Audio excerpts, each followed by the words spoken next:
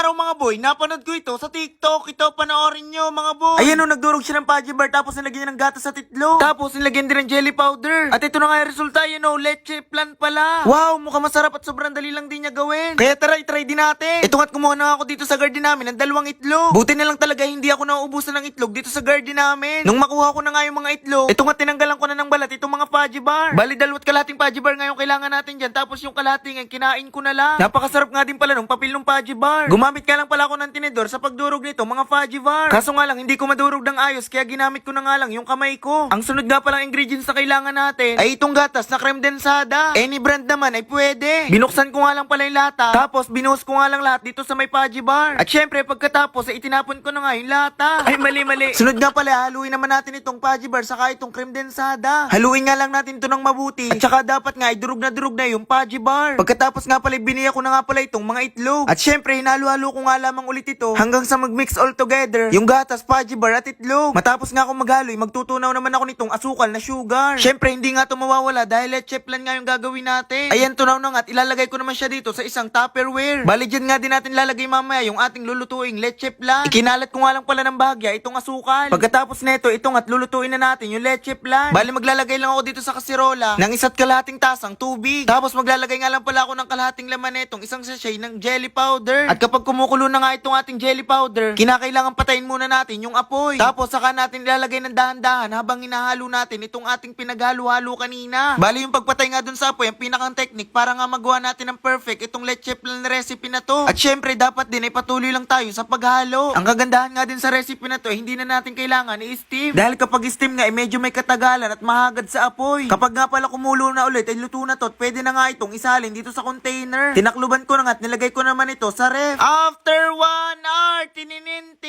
So yun na nga mga boy, ito na nga pala yung ating ginawang leche plan. So ayan, ilagay ko na nga siya sa ref o pinalamig ko na nga siya ng halos 1 oras na yung pagpapalamig ko dito. So ayan, okay, mukhang okay na naman siya. So ayan, buksan na natin. So yun mga boy, ito na nga pala itsura niya oh.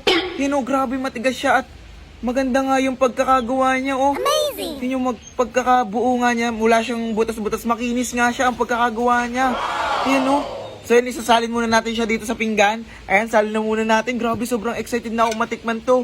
Yung para malaman natin kung ano ang lasa nito, kung lasa pa rin ba siyang leche plan. So ayan, salin na natin siya.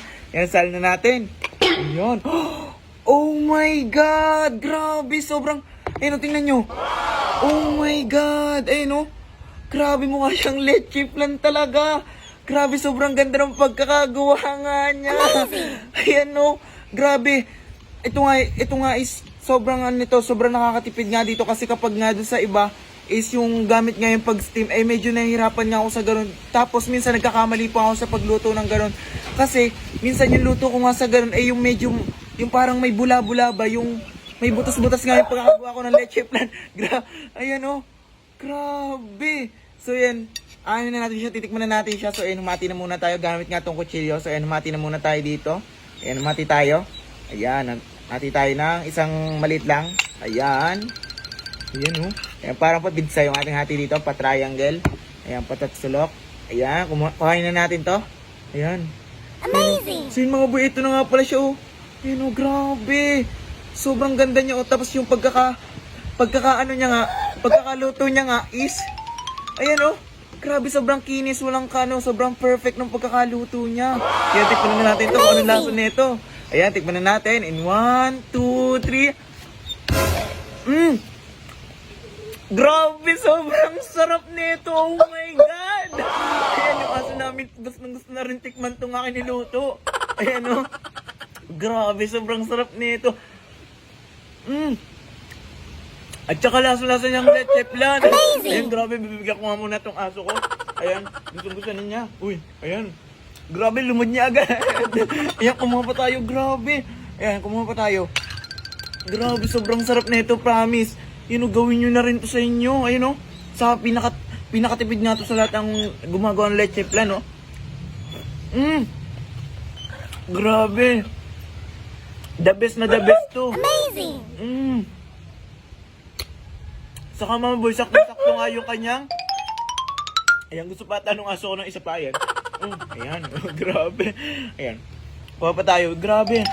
Tingnan nyo, grabe. Masarap niya. Saka Yun nga mga boss, saktong-sakto nga yung lasa niya dahil hindi nga siya masakit sa lalamunan dahil hindi nga siya sobrang tamis dahil ayun nga, okay na okay nga yung lasa niya. Saktong-sakto lang yung tamis niya. Ayun no, talagang kahit makarami ka nito is hindi ka mauumay. Amazing! Yan, palagi ko na nga itong gagawin. Ang sarap! Yung mga boy, may share naman ako sa inyong laro na kung saan kikita ka ng totoong pera sa pamamagitan nga lamang ng paglalaro. At ito nga ang una game. Una sa lahat, para makalaro, pindutin lamang ang link na nasa aking comment section. Tapos pindutin ng register at pilapan lamang ang lahat ng ito. Ilagay lang ang mobile number, password, referral ID at verification code. And then confirm. At dito nga, may first step up offer na agad. At sa first step up mo, ay marami kang additional coins na makukuha. At syempre, meron ka nga rin pala dito makukuhang daily bonus. Ito nga't kinuha ko na yun sa akin. At para naman makapag-cash in, gamit nga lamang ang iyong Gcash. Pwede ka dito mag-cash in ng 100 hanggang 50,000. At syempre, lahat ng mapapanalunan mo dito ay pwede mong mai-withdraw. Pilapan mo lamang yan at ilagay mo lang ang amount na gusto mong i-withdraw. Dito sa una game ay mag-e-enjoy ka at hindi ka maiinip. Dahil dito ay marami kang mapagpiliang laro. Tulad ng Dragon Burst Tiger, Color Game at marami pang iba. I-try nating laruin itong Dragon Burst Tiger. Tumaya nga ako sa Tiger at ayan nga at panalo nga ako. Isa talaga to sa mga paborito kong laruin dito. Bukod sa paborito ko nga ay madali lang dito manalo. Dahil mamimili ka nga lang sa Dragon or sa Tiger. At kung sino nga yung may mas mataas na baraha ay siya ang panalo. Tumaya nga pala ulit ako sa Tiger at ayan nga at mas mataas nga yung baraha ng Tiger. Kaya naman panalo nga yung Tiger at panalo nga rin ako. O diba napakadali lang. Isa nga din itong color game sa madaling laruin. Dahil magbebet ka lamang sa nais mong kulay. Ito nga't nagtaya nga pala ako sa kulay dilaw. Dito ay pwede madoble o matriple ang iyong panalo. At ito nga pala at nanalo nga pala ako. O diba napakadali lang, nag-enjoy ka na, kumita ka pa. Kaya mag-download na.